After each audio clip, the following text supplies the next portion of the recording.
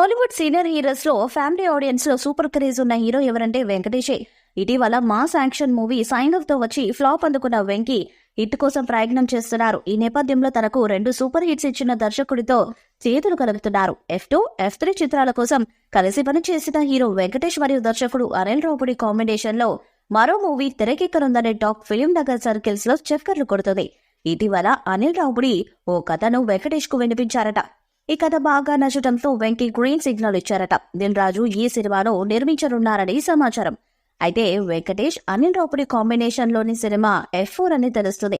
Venkatesh career లో F2, F3 100 కోట్లు సాధించిన చిత్రాలుగా నిలిచాయి. అందుకే ఈ ఫ్రాంచైజీ నుండి మరో చిత్రం రాబోతుందట.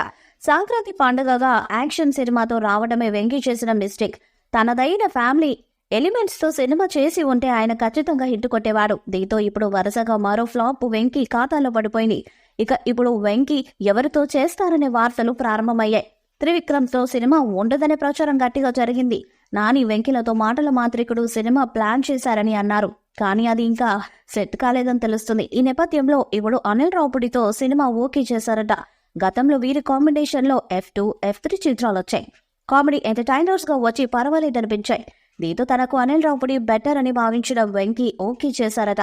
వీరి కాంబోలో F4 వస్తే వెంకీకి మరో సూపర్ హిట్ ఖాయం. ఈ మూవీ పల్లెటూరు బ్యాక్ డ్రాప్ లో సాగుతుంది.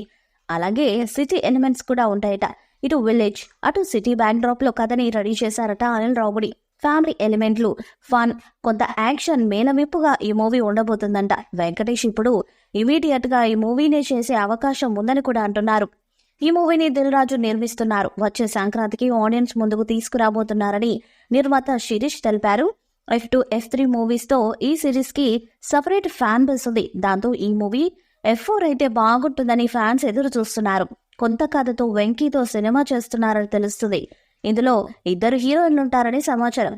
మరి ఈ చిత్రంలో వెంకీతో పాటు వరుణ్ తేజ్ ఉంటాడా లేదా, కొత్త హీరో ఎవరైనా ఉంటారా అన్నది చూడాలి. వెంకటేష్ ఆల్రౌండర్ యాక్టర్ అయినా కానీ ఆయన కెరీర్ లో ఎక్కువ క్లాస్ కామెడీ చిత్రాలే ఉన్నాయి.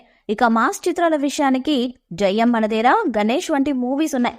అలాంటి వెంకటేష్ F2, F3 సినిమాలతో అందరినీ కడుపుబ్బా నవ్వించి బ్లాక్ బస్టర్ హిట్ అందుకున్నారు. ఈ 2 చిత్రాలకు అనిల్ రావుపూడి డైరెక్టర్.